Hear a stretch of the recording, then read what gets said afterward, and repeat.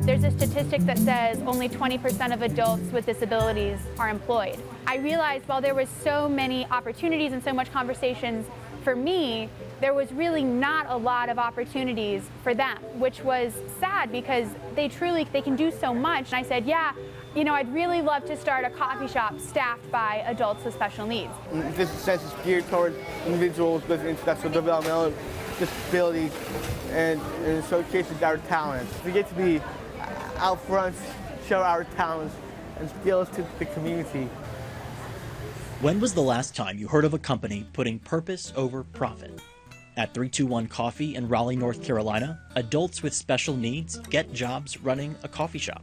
Back when I was in elementary school, I became friends with was a girl in the class named Emma, and she had Down syndrome. And we were buds. We did projects together, we played together at recess, we danced together, so we would carpool to that. I mean, we were just your typical third grade friends. Fast forward 15 years, and Lindsay Regg has tons of friends who have intellectual and developmental disabilities. She's 21 years old, a junior at North Carolina State University, and after a conversation with one of those friends, realized they needed a better place to work. I know a couple who have jobs, but I ask them about what they're doing because I'm so excited for them, and they say, oh, well, all I get to do is clean the bathrooms, which is so sad because, I mean, they can do so much. It's not great for them, and work should be fun, and it does not sound like they're having fun with what they're doing. So that was kind of what inspired me to create something for this community. And the community was pumped. She grabbed some regular old coffee pots and started serving at events around town. Then a GoFundMe to buy a trailer, more supplies, and pay for a permanent stand at Raleigh's farmers market.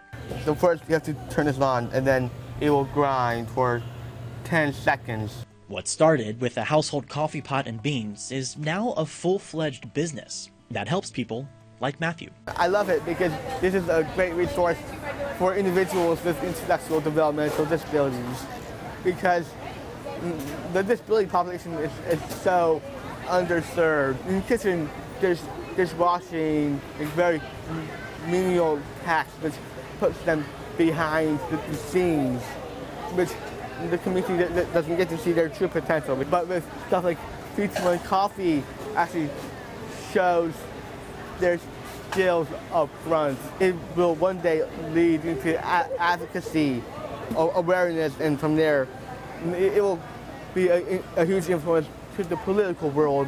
The government is trying their best, but they're not fully accommodating individuals with disabilities.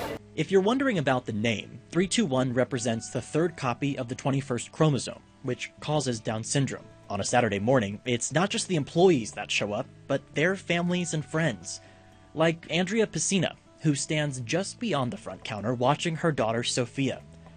She admits it took time for her to believe her daughter could accomplish something like this. I feel sorry for myself then because I didn't realize what our kids can be. It was amazing. I love it. A bunch of my friends were here. Interacting with the people out there was really heartwarming for me because I'm making their day and I love making their coffees and right first thing in the morning.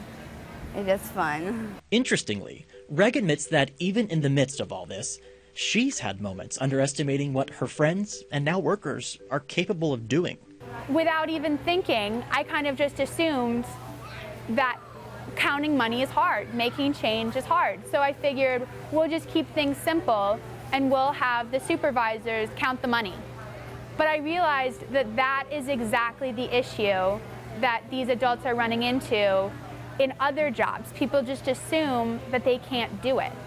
And so one day we were understaffed or something and we needed the help, and I said, all right, Matthew, do you know how to count money?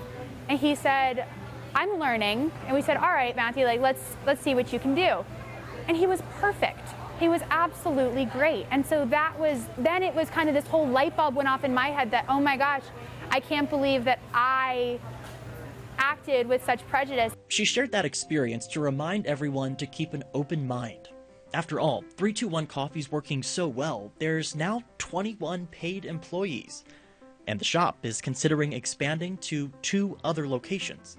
Lindsay plans to finish college, but has a pretty good idea of what she'll be doing after graduation. Hands down, these people are the happiest people ever. And I think that is just such a great trait that, truthfully, all of society should learn from them. They are so supportive unconditionally. They will always greet you with a smiling face, a high five, a hug.